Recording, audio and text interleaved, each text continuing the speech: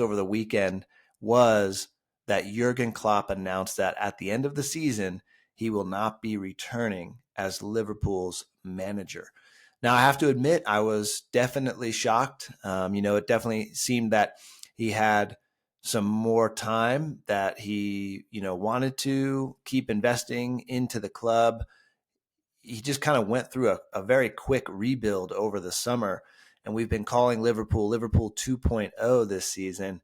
And with the signings that he made and the way that they're kind of back in the ascendancy, competing for the title, I definitely was shocked when I heard this. But at the same time, when he went through his reasoning and why, I understand why. He said big part of it is just the energy to, keep this up. I mean, I've never done this job, although I wouldn't be opposed to it in the future. There's a lot you have to do to become a Premier League manager.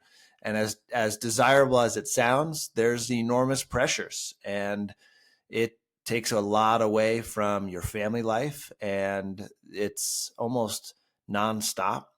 And you got to have, energy to compete for it. And while he does seem like he still has in energy in general, I can understand why he would be stepping away. I think if looking at Jurgen Klopp leaving, I think a lot of people are taking a look at his legacy, and, you got to admit, I think he's got to be in the top 5 Premier League managers of all time. And when I say the Premier League, I'm talking about the Premier League era. So that's basically 1990 till now. And of course, I was born in 1989. I don't know a whole lot about the managers previously, but when you look at the Premier League era, I have him easily in the top 5, and I think you could go with Sir Alex Ferguson as number 1, Pep as number 2, although that's very close, right? I think you could a lot of people make the case that Pep is above Sir Alex at now. But I would say they're really close. I'm going to give Sir Alex the edge just because of his tenure, his length of time that he was in charge. But they're right there. And then I'm going to go with Arsene Wenger at number 3. And I really am, I would say if Jurgen Klopp wins the title this year, I'm definitely going to put him as number 4. Right now, it's a toss-up between Jose Mourinho and Klopp right now for me, just because of the titles that Mourinho won and the dominant team that he did have with that Chelsea team. Gosh, I can't remember the year. Maybe it was 2005. Whichever team, they only allowed like 15 goals in the whole season. Like, it was a pretty dominant team, and he did really well. I lose Mourinho a little bit because of his time at both Manchester United and then Tottenham, where he kind of, I think he lost some of his edge. So I'm putting Klopp at number 4, Mourinho at number 5. And you know what? I just totally changed my mind. Regardless of how Klopp finishes this season, I'm putting him at number 4, just because of the impact that he made with Liverpool. If you look at his tenure there, he won a Premier League after 30 years. Liverpool hadn't won one in 30 years. They won a Champions League, FA Cup. I think they won a Carabao Cup in his time here as well. He's won multiple trophies, and it's been a great run. I think you might want to consider renaming the Kop at Liverpool the Klopp. Why not? I mean, he certainly has earned it. I think he's going to be, one of the top 2 or 3 managers all time for Liverpool, and he's really made a humongous impact. I'm a Manchester United fan, but over the last 5 to 6 years, Liverpool have been my favorite team to watch. I love the game of football, so I want to watch quality teams and quality tactics and really entertaining football, and that's Liverpool. And so I have a tremendous amount of respect for Klopp. I mean, his tactics were definitely a part of what made him great. He came in from Germany and brought a little bit of the rock and roll football, if you will, high pressing, the gegen pressing, organized chaos, if you will, lots of pressing. And you remember he had that front 3 of Roberto Firmino, Mo Salah and Sadio Mane, which for a few seasons there, they were just, the best front three in the league at the time. And, some people were arguing, are they one of the best top threes of all time? And they kind of formed the Liverpool style for a few years there. And it is a little hard to sustain. You got to keep bringing in the right players and moving on the right players. But he did that. And then we got to see a very quick rebuild this season and some evolution. He had to evolve this season. And even over the last 2 seasons, he's had to evolve and develop some new tactics. The change of position for Alexander Arnold, changing the front three. His new front three, they're not as high press oriented as they were in the past, but he's developed the midfield and has developed the whole team. And they do a little bit of a different style of pressing, but still aggressive and still on the front foot nonetheless. But they've had to evolve a little bit. They've had to implement more possession in their game. And you just see, a manager who's flexible to be able to adjust with his tactics, but also has his game plan and what he wants to accomplish with it as well. So I really am a huge fan of Jurgen Klopp. His press conferences are entertaining, and Liverpool has just been a force to be reckoned with over the last 6-7 years. Interesting statistic that ESPN UK put up, and I have to admit some of their statistics, ESPN FC, ESPN UK, are pretty lame.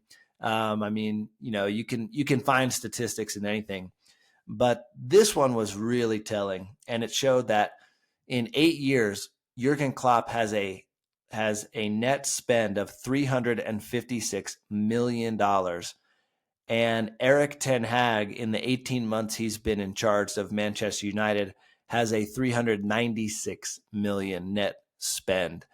So Eric Ten Hag has already spent $40 million more in 18 months than Jurgen Klopp has in 8 years.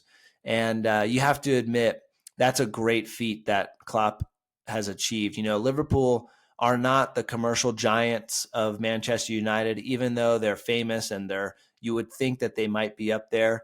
They have a much tighter budget. They want to work within their budget a lot more than Manchester United. And they care. I feel like they care about the money they spend more than United does.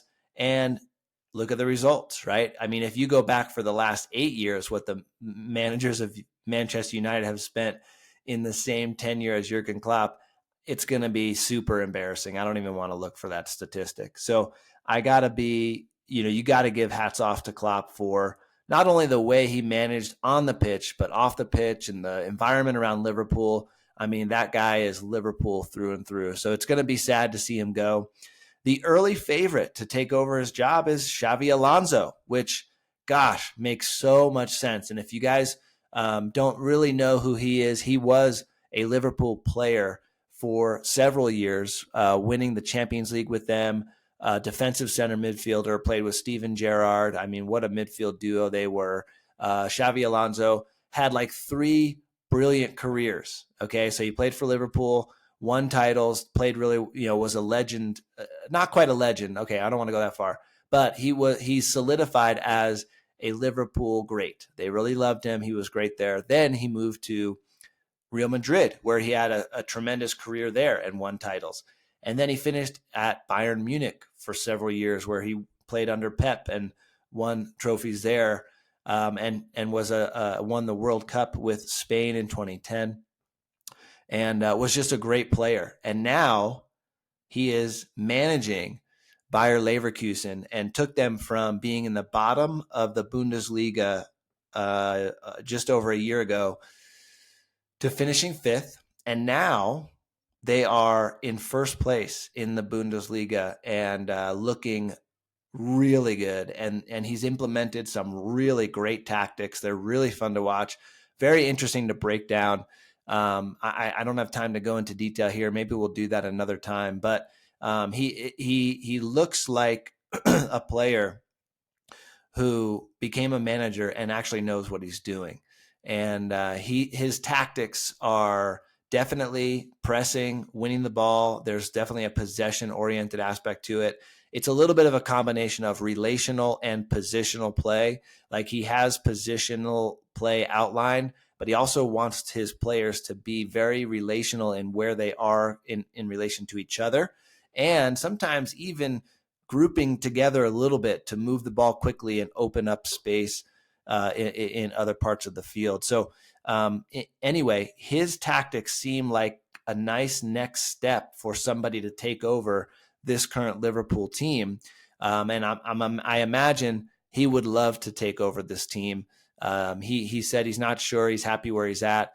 He's definitely the odds-on favorite. It makes a lot of sense for him to step in. But we've seen where some of these former players who are managers have a little success and maybe they step up to the big time a little too soon. So that would be maybe the only hesitation there. But he seems to have figured it out more than players like Steven Gerrard, Wayne Rooney, Frank Lampard. I mean, these are his peers and contemporaries, and they've all kind of burnt out a little bit as managers and haven't quite done that great after some promising spells. So this will be interesting to see. I mean, I would love to see him step in and bring his tactics to the Premier League, and it seems like a great fit. We will see what happens. There's time to plan it. And I just want to make one more note on an interesting development as well, that Xavi for Barcelona announced that he was going to step away from Barcelona at the end of the season. But it just feels like it was met with such different fanfare, if you will, than Jurgen Klopp, because he's stepping away because I think it's just so much pressure being the Barcelona manager, and he's only been there for 2 years. And it doesn't feel like he's stepping away in the way that Klopp is, where he's had so much success. Nobody's like, there was pressure on Xavi, because the results weren't there. So it's like, that wasn't even close to what was going on with Klopp. So you have to admire the way that Klopp is stepping down. You don't see that too often, where a manager kind of steps down at the top, right? A lot of times they hit the top and then there's a slow decline and then eventually they get fired. And that's not going to be the case here with Jurgen Klopp. So lots of respect, mad props to him. I really have enjoyed watching his Liverpool teams. I've studied their teams. I've studied their tactics. I love their 4-3-3 that they play, and he's going to be missed. And so it should be very interesting to see who picks up the mantle there. There's definitely other managers in the running, but had to throw Xavi Alonso out there because I think that would be my pick as well.